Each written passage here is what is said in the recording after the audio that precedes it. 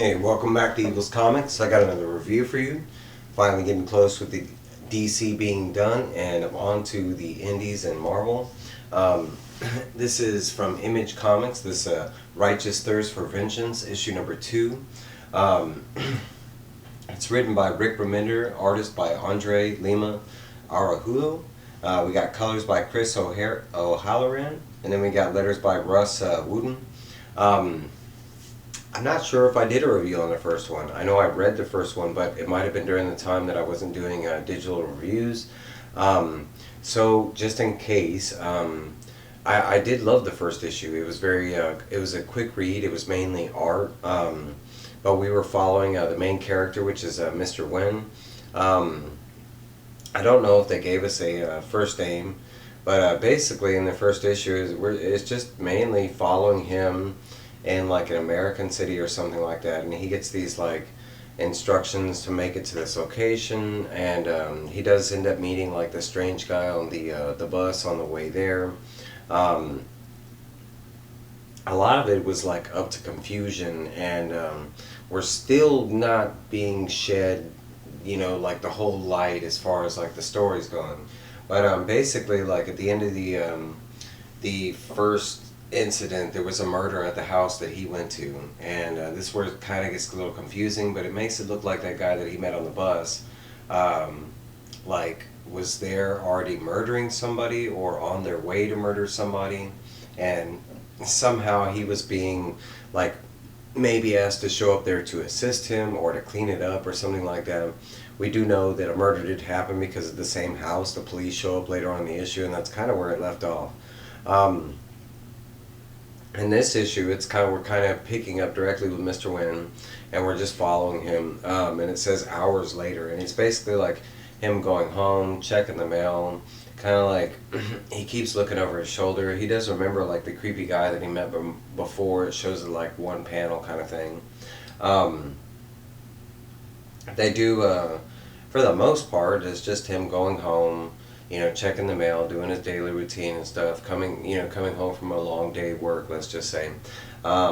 Eventually he starts to get kind of like bored or fidgety or something, and he grabs a knife, and it almost looks like he's still doing the paranoia thing, but he does grab the knife, and he ends up going to, he pulls out his entertainment center, and he goes into the floorboards below the entertainment center, and he has like a hidden sachet that's there under the floorboards. He does pull out like a memory card, logs it up to a computer, and it pulls up what looks like this blacklisted like website or something like that. And it looks like like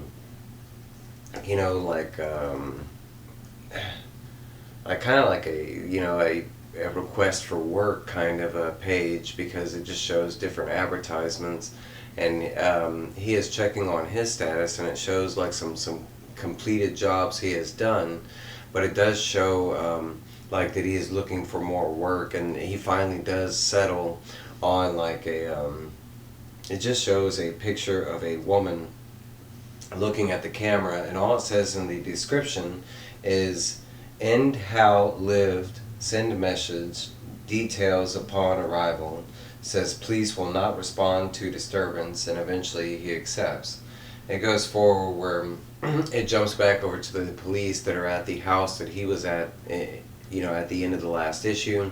And basically it's these like two detectives that are going over the house. One detective has already gone through it with the forensics, and it looks like the murder has been done by a professional, where they didn't leave any evidence or something like that. There is a second officer that is not on the scene, but he eventually like kind of literally runs up, and he gets informed on everything that the other detective has already been through, and the other detective ends up taking off, like kind of, it's a closed case, we have no clues kind of thing. The other detective does stick around, and he starts asking questions. Hey, did they check the hallway to the house and stuff like that, and he does catch some other evidence that the first officer kind of overlooked. They jump back over to Mr. Wen, and they show like that he goes and visits his mom. It looks like she's in a like retirement home or something like that, and eventually she doesn't really say anything at all. It's like he expresses like he loves her, and hopes she's having a good time. He does walk over to like the reception area after he's done with visiting with his mom, and he does end up like throwing like a big amount of money at the receptionist, like kind of asking her to make sure that his mom gets taken care of, kind of thing. Um, they jump forward to later on that night, and it looks like he is at that location that he had hired that job for. He walks up, and there is someone that whistles at him out of the darkness, and it looks like, at first it looks like he's trying to rob him. He does flash a gun at the guy and tells him to go around the corner. They do go around the corner, and the guy that he meets mentions that he is early. He wasn't expecting him for a little later, so he needs to get into character. And he eventually like pulls out some ecstasy, what looks like some ecstasy or something like that, some kind of drug. And he does end up taking the pills, saying he needs to get ready for the job. They basically go upstairs to the exact address, and they lockpick the door. They go inside, and as they go inside, they hear like loud blaring music, and the guy kind of reverts back to the police will not respond because it looks like maybe she's gotten a lot of loud complaints or something like that. But in the kitchen there is a female that was shown in the picture, and she is cooking and dancing, and she doesn't hear the intruders coming in. But it just shows the issue cuts off with Mr. Wynn and his newfound friend, his accomplice in the mission. But it just shows the his teammate pull out a gun and kind of, aim it in her direction. And that's where this issue cuts off. They do cut over to, like, they show the, the cover, and it just shows the girl with a knife looking like that she's about to fight them two off, kind of thing. I mean, overall, I've really enjoyed this comic. It is very basic. Like, as far as, like, the story goes, there's not a lot of, I mean, it's a very quick read. I want to say it's like a 5-minute read, both issues. Because it is more told through art than the actual like words.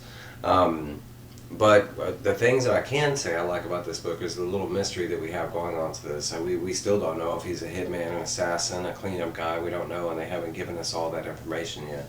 But what they have given us is pretty intriguing, and it's a really great read. The art is just stellar. But that's my review. I'll show you a little of the art, and then I'll let you go on your merry way. Get over here. There's the girl that he ends up going after. This is the police doing their investigation with the officer that literally ends up running up. Kind of different angles. This is him remembering specific instructions. Him on the way to go visit his mom in the retirement home. The whole scene at the retirement home, the money that he drops for his mom, and I'll scroll to and kind of show you, but the kind of very last scene they show you, and that's it. Well, I hope y'all enjoyed this review. Please like, comment, subscribe, all that good junk that we all say. But I will see y'all soon. Bye, guys.